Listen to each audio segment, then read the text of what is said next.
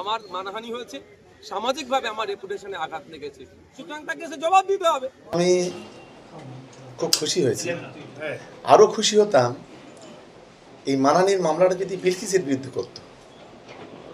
বিলকিস তো ওর বিরুদ্ধে মামলা করেছিল, অনেক বড় বড় কথা বলেছিল, ভাঁড়ে এসে বলেছিল আমি ওর ওয়াইফ।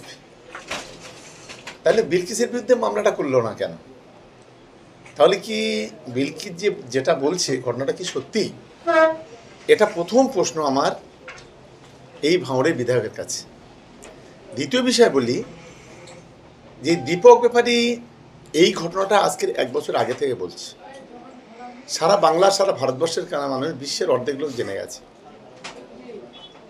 যদি মানহানি মামলা করতে হয় তখন তো দীপক ব্যাপারীর বিরুদ্ধে করতে পারত।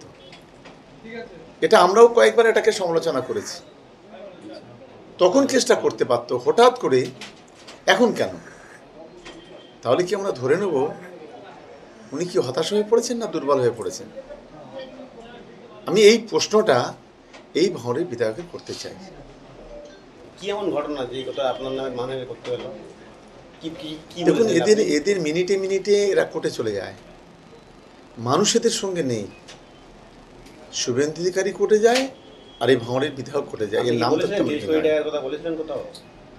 দেখুন, এটা দীপক ব্যাপারী প্রথমে এই ঘটনাটা বলে, এটা ভিডিওতে ভাইরাল হয়, সেটাকে উদ্ধৃত করে আমি যেদিন বলি, যখন আমি বলেছিলাম 6 লেনে যে এ কথাটা আমার কথা না, এটা দীপক ব্যাপারীর কথা, তারও রেকর্ডিং আমার কাছে আছে।